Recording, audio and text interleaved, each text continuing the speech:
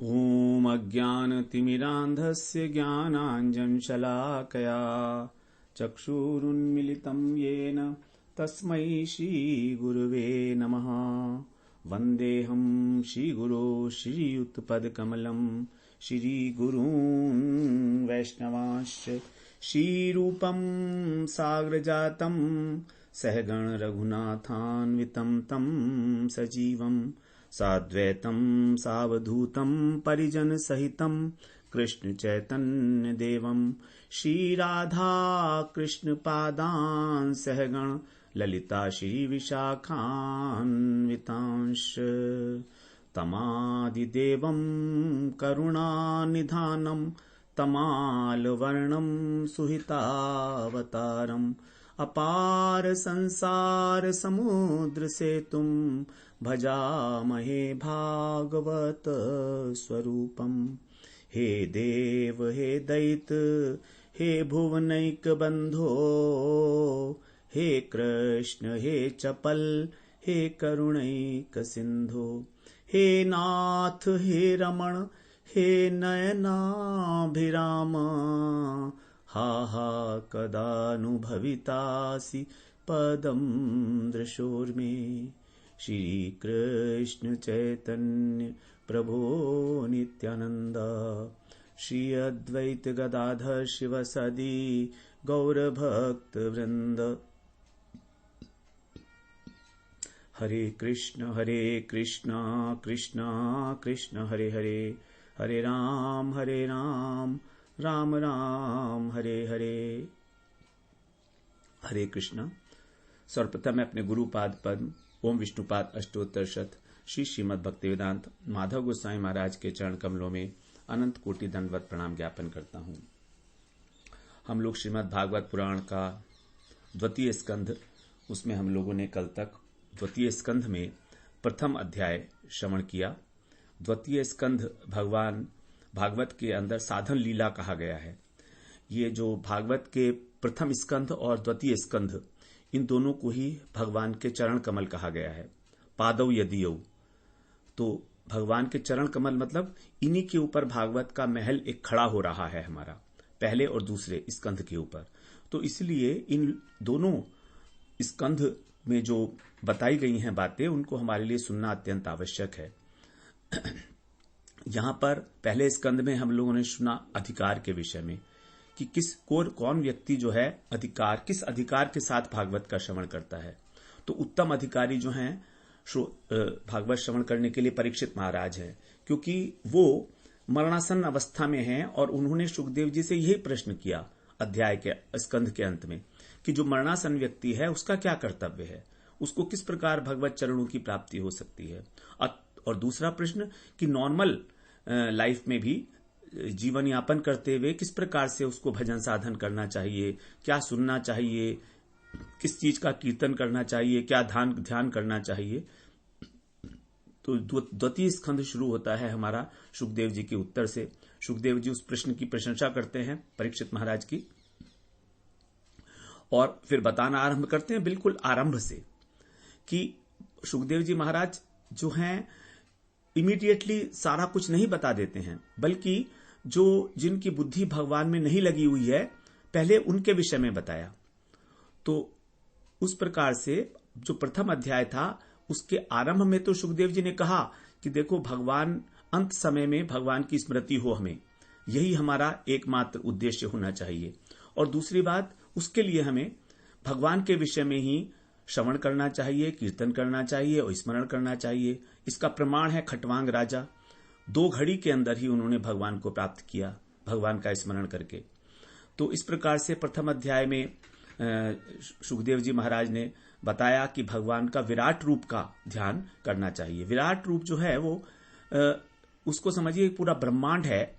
उस ब्रह्मांड के अंदर जितनी भी वस्तुएं हैं वो सभी भगवान के अंगों में उनकी कल्पना की गई है। वो वास्तव में चिन्मय नहीं है। ब्रह्मांड तो जड़ है और भगवान तो चिन्मय तत्व हैं। तो भगवान के अंगों की कल्पना इस पूरे ब्रह्मांड के अंदर की गई है, अलग अलग लोक के अंदर अलग अलग प्रकार की। तो वो सारा बताया, मगर वो उद्देश्य नहीं है। उद्देश्य है हमारे भगवान का ध्यान करना। तो ये जो 2 अध्याय हैं हमारे, पहला और दूसरा, ये है हमारा ध्यान प्रकरण। तो ध्यान आरंभ कैसे करें, क्योंकि भगवान में तो इमीडिएटली ध्यान लगता नहीं है। तो उन्होंने कहा ठीक है, आप भगवान में ध्यान नहीं लगता है तो आप इस ब्रह्मांड का ही ध्यान करिए, जड़ जगत का ध्यान करिए, क्योंकि जड़ बुद्धि से जड़ जगत का ध्यान अत्यंत आसानी से हो जाएगा। इसीलिए तो वहां पर विराट स्वरूप का वर्णन किया। और अब द्वितीय अध्याय में भगवान के, वहां पर विराट पुरुष कथा, यहां पर भगवान के स्थूल और सूक्ष्म रूप की धारणा की जा रही है कि किस प्रकार हमें उसका ध्यान करना चाहिए। और दूसरी बात, यहां पर जो उससे फल मिलेगा उसके विषय में। तो 2 फल बताए हैं, क्रम मुक्ति और सद्यो मुक्ति। सद्यो मुक्ति का अर्थ है तुरंत मुक्ति हो जाए, मतलब यहां पर भजन करके हमारी सीधे ही वैकुंठ धाम में गति हो। और क्रम मुक्ति का मतलब है कि धीरे धीरे, स्टेप बाय स्टेप। तो इस प्रकार से 2 प्रकार की मुक्तियों का यहां पर दूसरे अध्याय में वर्णन है। थोड़ा सा हम इसे एकाग्रता से श्रवण करेंगे तभी समझ में आएगा। थोड़ा सा क्लिष्ट है ये अध्याय हमारा, तो इसलिए आपसे विशेष प्रार्थना है। हम इसका आरंभ कर रहे हैं। श्री शुक उवाच, इस श्री शुक उवाच, एवं पुराधारणयात्यात्मयोनिर् नष्टां स्मृतिं प्रत्यवरुध्य तुष्टात् तथा ससृजेत ममोघ दृष्टिर्यथाप्ययात प्राग व्यवसाय बुद्धि। सुखदेव जी महाराज कहते हैं, पुरा अर्थात प्राचीन काल में, पहले किसी समय, आत्मयोनि कहा जाता है ब्रह्मा जी को, क्योंकि वो अपने आप से ही प्रकट हुए थे। नाभि कमल में, भगवान के नाभि के अंदर जो कमल उत्पन्न हुआ, उस कमल के अंदर ब्रह्मा जी अपने आप ही उत्पन्न हुए, तो उसको कहा जाता है आत्मयोनि। तो ब्रह्मा जी ने एवं धारणा, इस प्रकार की धारणा के द्वारा, कौन सी, जो अब आगे बताई जा रही है, भगवान के सूक्ष्म और स्थूल रूप की धारणा। वहां पर विराट पुरुष की धारणा थी, इस बात को ध्यान रखें। वो जड़ धारणा थी, जड़ शरीर की। यहां पर जड़ नहीं है, यहां पर जड़ता नहीं है, यहां भगवान की बता रहे हैं। तो क्योंकि भगवान का चाहे स्थूल शरीर हो चाहे सूक्ष्म शरीर हो, वो सभी चिन्मय तत्व है। तो पहले ब्रह्मा जी ने इसी प्रकार की धारणा के द्वारा तुष्टात, जब भगवान उनसे संतुष्ट हो गए, जब उन्होंने इस प्रकार की धारणा की, भगवान का ध्यान किया, तो नष्टाम स्मृति प्रत्यवरुध्य, उन्होंने जो उनकी स्मृति नष्ट हो गई थी प्रलय काल में, उसको उन्होंने दोबारा प्राप्त किया। प्रत्यवरुध्य, दोबारा प्राप्त किया, पुनः प्राप्त किया। और फिर अमोघ दृष्टि, अमोघ दृष्टि से क्या किया उन्होंने, व्यवसायत्मिका बुद्धि, जो निश्चयात्मक बुद्धि है, एक निष्ठा बुद्धि है, जिसको भगवान ने गीता में कहा है, व्यवसायत्मिका बुद्धि एक है कुरुनंदन है। जो व्यवसायत्मक बुद्धि होती है वो एक ही होती है, एक ही लक्ष्य को होगा उसका। तो यही है निश्चयात्मक बुद्धि और एक निष्ठा बुद्धि। तो इस प्रकार की बुद्धि के साथ समन्वित होके इदम, इस जगत की, और तथा ससृज यथा आप्ययात प्राग, इस जगत की उन्होंने सृष्टि की। और ये सृष्टि कैसी की, जैसी पहले थी। तथा माने जैसी, वैसी ही बिल्कुल। तो यहां पर यथा नहीं आया है, यथा आया है। तो जैसी पहले थी, यथा आप्ययात, आप्ययात का मतलब प्रलय, प्रलय से पहले जैसी सृष्टि थी, प्राग माने पहले, तो प्रलय से पहले जैसी सृष्टि थी, उसके बाद भी उसी प्रकार की सृष्टि ब्रह्मा जी ने की। तो ब्रह्मा जी को सृष्टि करने के लिए क्या करना पड़ा, भगवान के स्वरूप की धारणा करनी पड़ी, जिससे भगवान संतुष्ट हुए। और भगवान के संतुष्ट होने पर उनको स्मरण शक्ति प्राप्त हुई कि मैं कौन हूं। यही बात भगवत गीता में अर्जुन ने कही, स्मृति लब्धा। गीता श्रवण करके अर्जुन इस बात को स्वीकार कर रहे हैं कि उनको स्मृति प्राप्त हो गई है। तो उसी बात को ब्रह्मा जी कह रहे हैं यहां पर कि नष्टाम स्मृति प्रत्यवरुध्य, उस नष्ट हुई स्मृति को जो पहले थी, क्योंकि पहले प्रलय से वो भी ब्रह्मा जी ने बनाई थी सृष्टि, लेकिन जब ब्रह्मा जी सो गए रात को, तो फिर वो भूल गए उसको कि कैसे बनाई थी। तो फिर भगवान का उन्होंने जब धारणा की तो भगवान संतुष्ट हुए। भगवान के संतुष्ट होने पर उनको स्मृति प्राप्त हुई और उन्होंने उसी प्रकार की सृष्टि की। तो सृष्टि करने के लिए अमोघ दृष्टि और निश्चयात्मक बुद्धि, ये तीनों चीजें उनको प्राप्त हुई। स्मृति प्राप्त हुई, अमोघ दृष्टि प्राप्त हुई, जिससे वो देख सकें कि उन्होंने पहले किस प्रकार से की थी, और निश्चयात्मक बुद्धि भी प्राप्त हुई। तो प्रथम अध्याय में तो स्थूल धारणा की बात की, विराट स्वरूप की। उसके द्वारा जब चित्त स्थिर हो जाए, उसका इतना ही प्रयोजन था विराट स्वरूप की धारणा करने का। ब्रह्मांड के प्रत्येक लोक के अंदर अनेक अनेक प्रकार के भगवान के अवयवों का ध्यान करना, ये इसका उद्देश्य था, चित्त को स्थिर करना। अब जब चित्त स्थिर हो गया तो भगवान के अवयवों की धारणा करनी है कि वो चिन्मय जो भगवान का श्री विग्रह है, उस पर अपने मन को एकाग्र करना है। तो जो स्थूल विराट रूप की धारणा थी वो साधन है, और यहां पर भगवान के जो श्री अंग हैं उनकी धारणा करना ये साध्य है। अच्छा, ब्रह्मा जी जो हैं प्रत्येक कल्प में, उनका एक कल्प, जो ब्रह्मा जी का एक दिन होता है 12 घंटे, हम उसको कहते हैं एक कल्प। और इस एक कल्प का परिमाण है मनुष्यों के 1000 चतुर्युग, और 1000 चतुर्युग का मतलब है 432 करोड़ वर्ष, मानवीय वर्ष। और इतनी बड़ी रात होती है, इतनी बड़ी रात होती है, तो इतने बड़े दिन और रात का परिमाण है। यानी ब्रह्मा जी का दिन है 432 करोड़, उसके बाद वो 432 करोड़ तक वर्षों तक सोते रहे। तो जब वो सो जाते हैं तो एक प्रलय होती है, जिसको हम बोलते हैं दैनंदिन प्रलय, अर्थात ब्रह्मा जी के दिन के समाप्ति के बाद, अथवा उसको नैमित्तिक प्रलय भी कहा जाता है, अथवा ब्रह्म प्रलय भी कहा जाता है। ब्रह्मा जी की इस प्रकार से 100 वर्ष की आयु है। तो इस नैमित्तिक प्रलय में जो दैनंदिन प्रलय है, इसके अंदर जो नीचे के, पृथ्वी से नीचे के 7 लोक हैं, पाताल इत्यादि, वो सब, और पृथ्वी और पृथ्वी के ऊपर 2 लोक, भू भुवः स्वः। भू का मतलब पृथ्वी, भू माने अंतरिक्ष, स्व माने स्वर्गलोक। ये तीनों लोक ध्वंस हो जाते हैं। ये 3 + 7 10 लोक, 14 में से 10 लोक ध्वंस हो जाते हैं। केवल 4 ही लोग बचते हैं ऊपर के, स्वर्ग से ऊपर के, महा, जन, तप और सत्य। तो ब्रह्मा जी की 100 वर्ष जब पूरी हो जाती है तब महाप्रलय होती है, उसको हम बोलते हैं प्राकृतिक प्रलय। इस प्राकृतिक प्रलय में, महाप्रलय में, ब्रह्मा जी भी इस जगत के साथ, भुवन के साथ जो है वो नष्ट हो जाते हैं। तो इसीलिए इसी प्रकार से प्रत्येक कल्प के बाद एक प्रलय होती है, और महाप्रलय ब्रह्मा जी के आयु पूरा होने पर होती है।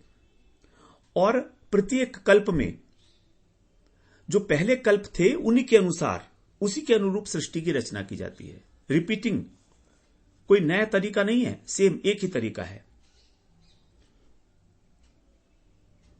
इस प्रकार से सृष्टि का चक्र जो है अनंत काल से चल रहा है, और अनंत काल तक ऐसे ही चलता रहेगा। इसमें किसी प्रकार का कोई व्यवधान नहीं हो सकता।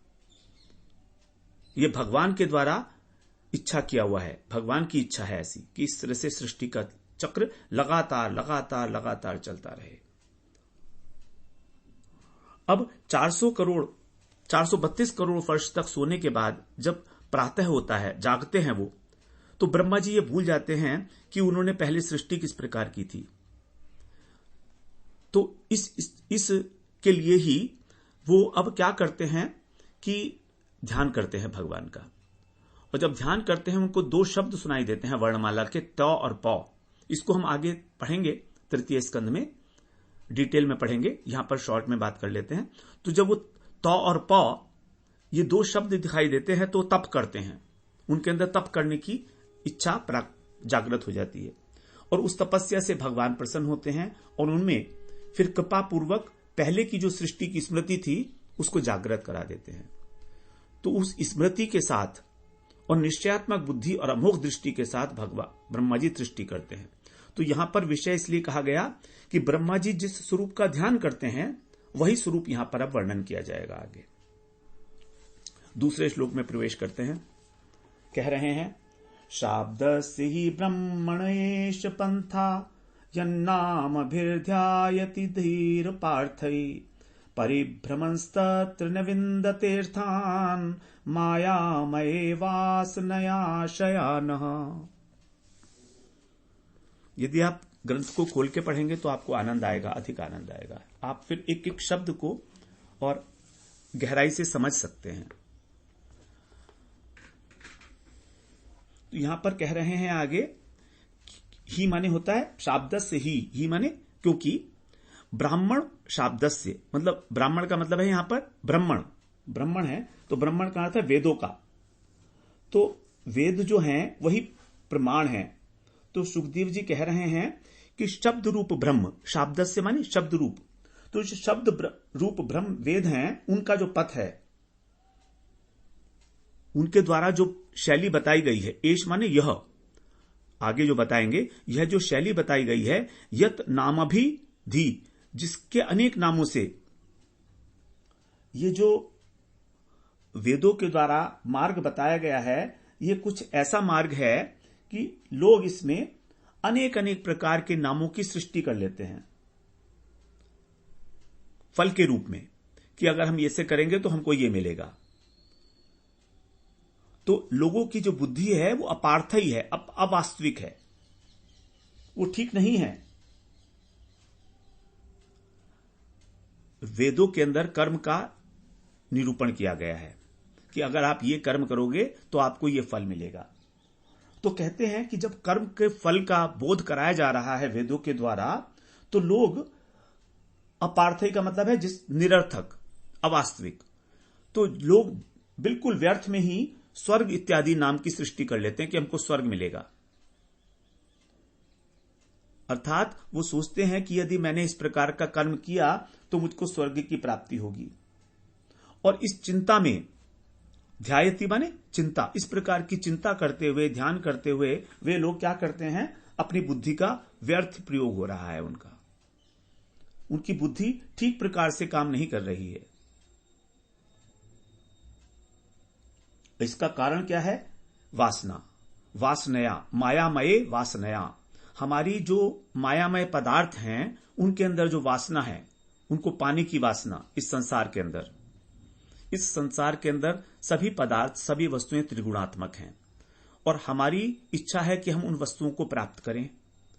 तो उस वासना से जो जीव है वो शयान है। शयान मतलब जैसे मानो सोया हुआ है, जागृत नहीं है, और इसीलिए वो क्या करता है, परिभ्रमण, भटक रहा है इस संसार में। पदार्थों को प्राप्त करने की वासना के कारण जो जीव अविद्याग्रस्त होकर सोए हुए के समान है, शयानः, वो भटक रहा है, परिभ्रमण इस जगत में। और तत्र अर्थान न विन्दते, उसमें फिर इस प्रकार से वो उस स्वप्न सुख को स्वप्न में तो देखता है, उसको अनुभव नहीं, सांसारिक सुख का अनुभव तो होता है, लेकिन जो वास्तविक सुख है वो उसका भोग नहीं कर पाता। अर्थान का मतलब जो अर्थ है, और इससे पहले पार्थई का, पार्थ का मतलब व्यर्थ, अपार्थई, पार्थई नहीं अपार्थई, धी अपार्थई। तो पहले वाला जो उसकी बुद्धि इधर उधर भ्रमण कर रही है वो उसका व्यर्थ उपयोग है बुद्धि का।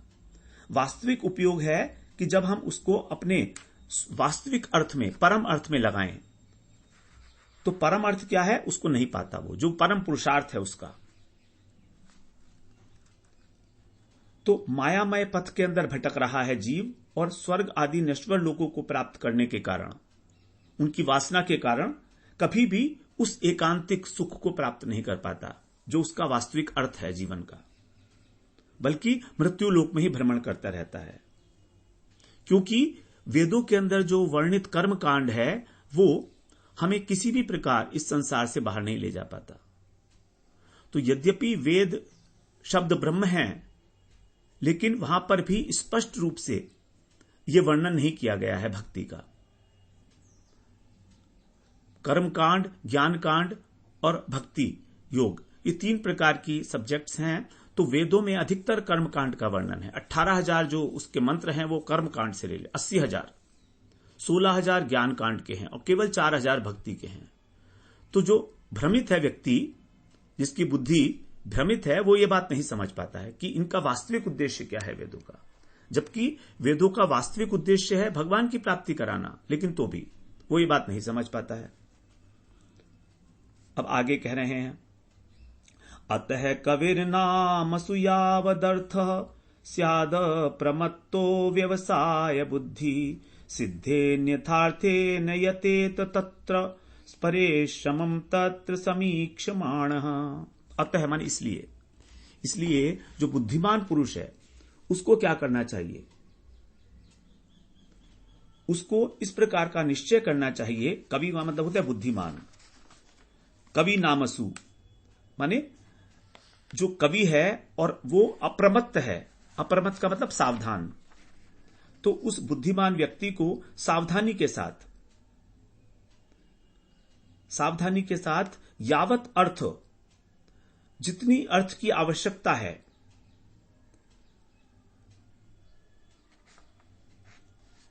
यावत का मतलब जितना, अर्थ माने प्रयोजन, जितना प्रयोजन हो केवल उतना ही व्यवहार करना चाहिए। जितनी पदार्थों की संसार के आवश्यक है केवल उतना ही, सावधान होकर। और जो अनेक प्रकार के, अगर ऐसा नहीं करेंगे तो क्या होगा, अन्यथा का मतलब किसी और ढंग से यदि हम करेंगे तो क्या होगा, उसमें बता रहे हैं कि हमको विषयों में आसक्ति नहीं रखनी है। इस प्रकार का दृढ़ निश्चय करना पड़ेगा। व्यवसाय बुद्धि का मतलब है निश्चयात्मक बुद्धि। इस प्रकार का दृढ़ निश्चय करेंगे और फिर समीक्षमाणः, अच्छी प्रकार से देखकर इस जीवन का क्या प्रयोजन है, तत्र यतेत न, उनके लिए प्रयत्न ना करे। इस संसार के पदार्थों को व्यर्थ में एकत्र करने के लिए, भोग करने के लिए प्रयत्न ना करे, क्योंकि वो केवल परिश्रम है। तत्र परिश्रमम, उसका कोई यथार्थ फल नहीं मिलने वाला है। हम इस संसार में कितनी ही वस्तुएं इकट्ठी कर लें, लेकिन सभी नश्वर हैं। इस लोक के, स्वर्ग लोक में जो प्राप्त होने वाला सुख है वो नश्वर है। ऐसा निश्चय करके जो बुद्धिमान व्यक्ति है उसको नाम मात्र के लिए भोग्य पदार्थों का सेवन करना चाहिए, ग्रहण करना चाहिए, जितने से शरीर का निर्वाह हो सके। और उन पदार्थों में किसी भी प्रकार आसक्त नहीं होना चाहिए उसको। तो इसके लिए आवश्यकता है सबसे इंपॉर्टेंट सावधानी की, अप्रमत्तः। यदि हम सावधान नहीं हैं तो हमें आसक्ति भी होगी और हम व्यर्थ में ही सब संसार के पदार्थों का भोग और संग्रह करते रहेंगे। तो कह रहे हैं कि शरीर की रक्षा के लिए अनावश्यक जो अनेक पदार्थ हैं उनको प्राप्त करने के लिए व्यर्थ में परिश्रम ना करे। वो सारा परिश्रम व्यर्थ ही है।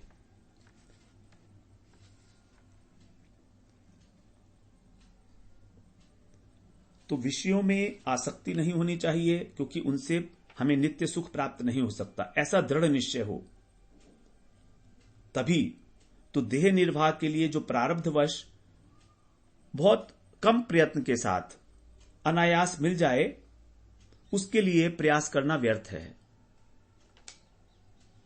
अब आगे चौथे श्लोक से बता रहे हैं कि यदि ऐसी ऐसी चीजें हमारे पास ऑलरेडी अवेलेबल हैं तो हम प्रयास क्यों करें।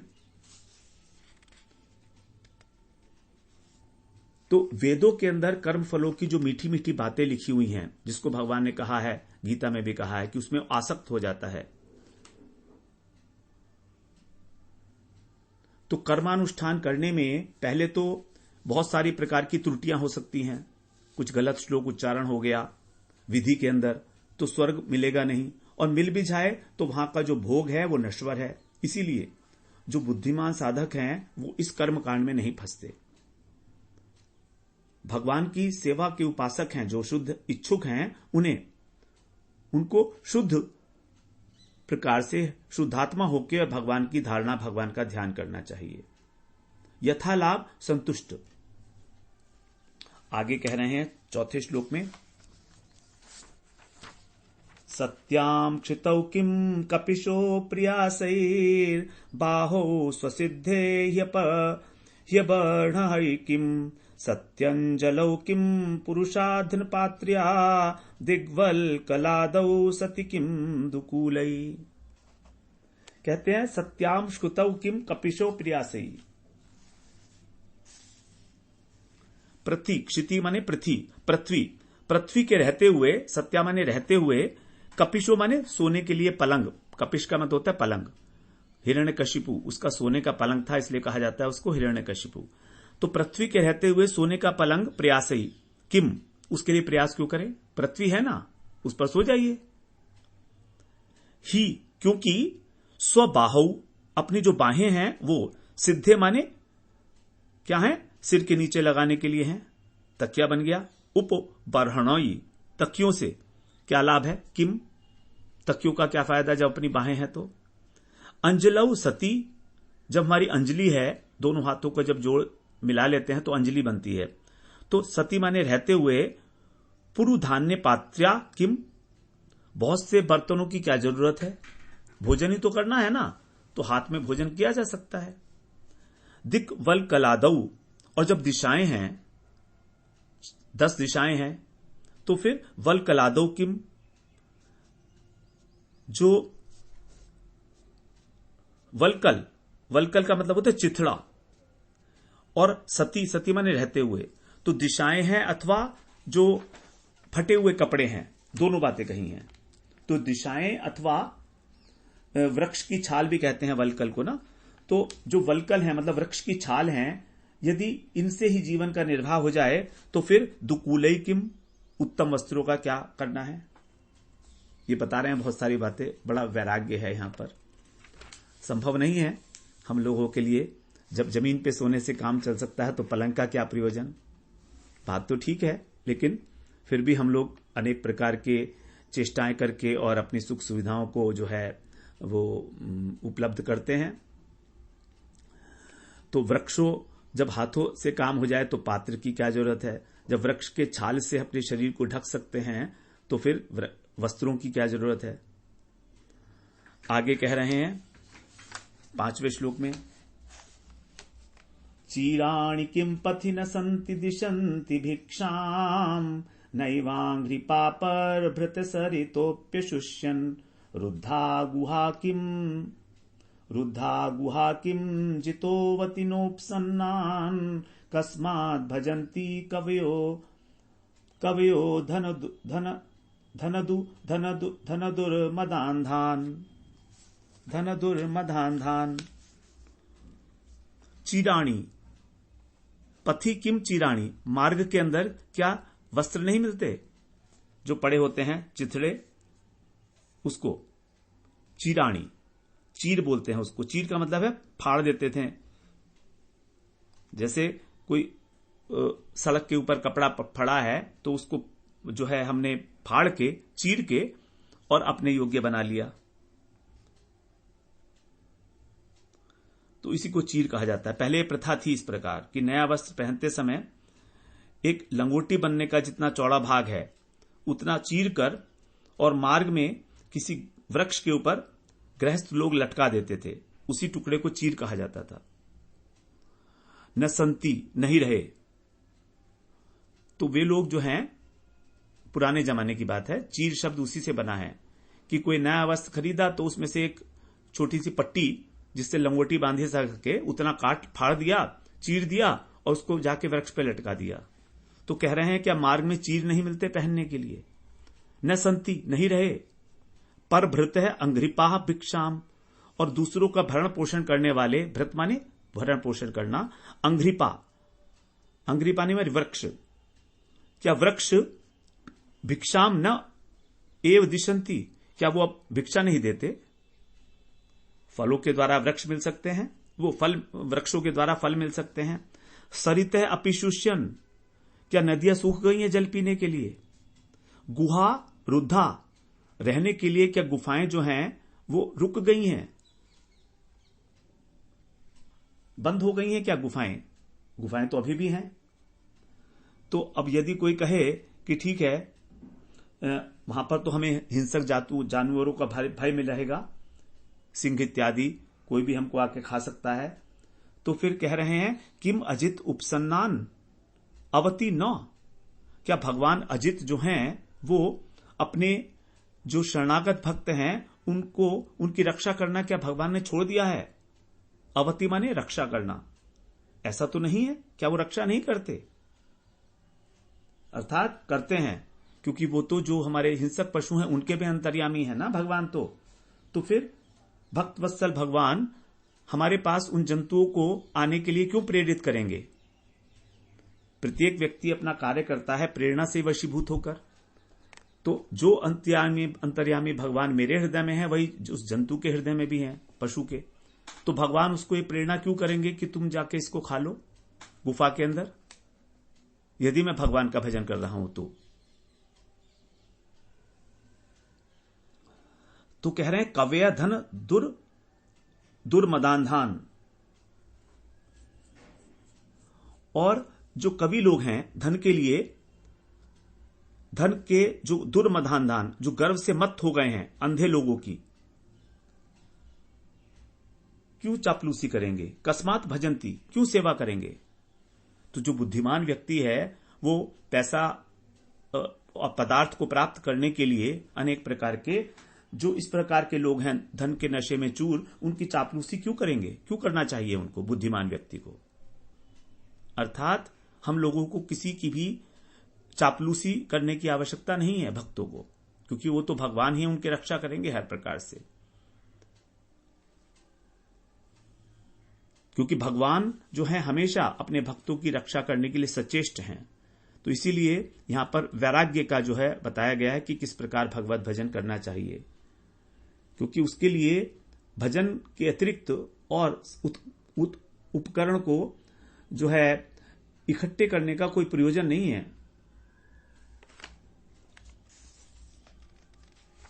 आगे कह रहे हैं 6ठे श्लोक में, एवं स्वचित्ते स्वतएव सिद्ध आत्मा प्रियर्थो भगवान अनंत तम निर्वतः नियतार्थो भजेत संसार हेतु परमस्य यत्र।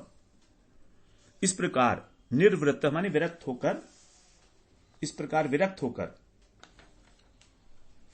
अपने हृदय के अंदर, स्वतः माने चित्त में, अपने चित्त में हृदय में जो भगवान है सिद्ध रूप से, आत्मा के रूप में, अंतःकरण में जो स्वतः सिद्ध रूप में जो भगवान है उनकी सेवा करना ही एकमात्र कर्तव्य है, परम प्रयोजन है।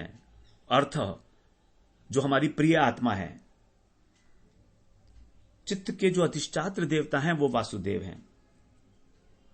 तो उनको बुलाने के लिए, उनका आह्वान करने के लिए हमें किसी परिश्रम की जरूरत नहीं है, क्योंकि वे तो वहां पर ऑलरेडी मौजूद हैं। केवल हमारा उनसे प्रेम नहीं है, हम उनसे विमुख हो गए हैं, इसलिए हमको अनुभव में नहीं आते हैं। और वो वास्तव में कौन है? परम प्रिय है, हमारे आत्मा के रूप में ही स्थित है ना परमात्मा। तो प्रिय अर्थ हमारे परम प्रिय हैं स्वभावतः ही।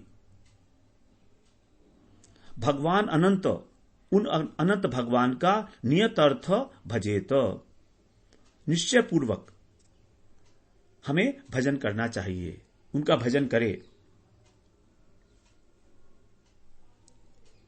बड़े प्रेम से, आनंद से भरकर। क्योंकि क्या होगा फिर उससे? यत्र च संसार हेतु उपरमः, जिससे हमारा इस संसार का जो हेतु है, जन्म मरण का कारण अज्ञान, इसका उपरमः नष्ट हो जाता है। भगवान के भजन से ही हमारा अज्ञान निवृत्त होता है, किताबें पढ़ के हमारा अज्ञान निवृत्त नहीं होता है। तो इसीलिए ये जो गौण रूप से भजन करने का वास्तव में फल तो भगवान का प्रेम है, लेकिन गौण रूप से हमारा जो अज्ञान है, जो हमारे इस संसार बंधन का कारण है, ये भी नष्ट हो जाता है। ये गौण फल है भजन का, मुख्य फल नहीं है। अभी 7वें श्लोक में कह रहे हैं, कस्ताम त्वनादृत्य परानुचिंता मृते पशून सतीम नाम कुर्यात् पश्यन् जनम पतितं वैतरण्याम स्वकर्मजान परितापान जुषाणम। लोगों के लिए जन्म वैतरण्या, ये संसार रूपी जो वैतरणी नदी है जो पार करते हैं पढ़ना पड़ता है। पतितम, जो गिर जाते हैं उसके अंदर। कैसे? कर्मजान परितापान, कर्म से उत्पन्न जो हमारे ताप हैं, संताप, 3 प्रकार के, आध्यात्मिक, आधि भौतिक और आध्यात्मिक, आधि भौतिक और आधि दैविक। तो इनको जुषाणम, भोगते हुए और देखते हुए, हम भोग भी रहे हैं और देख भी रहे हैं कि हम लगातार इन तापों से दग्ध हैं, तो भी पशून ऋते, पशुओं को छोड़कर और कौन होगा जो पर का मतलब है भगवान, परमात्मा, परमात्मा की चिंता ना करे, अनुचिंताम, निरंतर परमात्मा का चिंतन छोड़कर अनादृत्य, उसका अनादर करके, और इसी मार्ग में असत्यम नाम, ये जो असत मार्ग है इसके अंदर युंज्यात, अपने चित्त को लगाए रहे। ऐसा कौन होगा? जो पशु है, पशु का मतलब है जो जड़ व्यक्ति है, उसके अतिरिक्त ऐसा कौन होगा जो भगवान की प्राप्त करने के लिए जो प्रसिद्ध भक्ति मार्ग है उसका अनादर करे। और असतीम नाम मतलब जो असत मार्ग है, अनित्य विषय हैं संसार के, उनमें उन विषयों की चिंता में फंसा रहे। तो जो व्यक्ति इनमें विषयों में रमा रहता है उसको वैतरणी नदी में गिरना पड़ता है। वैतरण्याम पतितम, और फिर उसको 3 तापों का भी भोग करना पड़ता है अपने कर्मों से उत्पन्न। कर्मजान परितापान जुषाणम, यह देखकर भी कि हम इस संसार के अंदर पड़े हुए हैं और अनेक प्रकार के तापों को भोग रहे हैं, यह देखकर भी यदि हम भगवान को प्राप्त करने के लिए जो प्रसिद्ध मार्ग है, भक्ति मार्ग, उसका अवलंबन नहीं करते, तो ऐसा कौन होगा जो विषयों में फंसा रहेगा एक पशु के अतिरिक्त? पशु तो ऐसा कर सकता है। 8वें श्लोक में कह रहे हैं, केचित् स्वदेहांत हृदयावकाशे प्रादेश मात्रम पुरुषम वसंतम चतुर्भुजम कंज रथांग शंख गदाधरम धारणया स्मरंती। केचित माने कुछ लोग, जो आचार्य ऋषि हैं वे, कुछ लोग विराट पुरुष की धारणा नहीं करते जो पहले बताई गई थी, बल्कि क्या करते हैं, स्वदेहांत, अपने ही शरीर में, हृदयावकाशे मतलब हृदय रूपी आकाश में, वसंतम जो निवास करते हैं। कौन निवास करते हैं? प्रादेश मात्रम, जो अंगूठे के बराबर हैं, प्रादेश मात्र हैं। ऐसे कंज, रथांग, शंख और गदाधर, जिनके जो कमल, चक्र, शंख और गदा को धारण करने वाले चतुर्भुज पुरुष हैं, भगवान हैं, धारणया स्मरंती, धारणा के द्वारा उनका स्मरण करते हैं। किचित कुछ लोग मतलब वे लोग जो उस प्रकार से नहीं करते जो पहले कहा गया है। विराट पुरुष की धारणा ना करके वो चतुर्भुज भगवान के रूप में अपने हृदय के अंदर अवस्थित जो अंतर्यामी परमात्मा है उनकी धारणा करते हैं।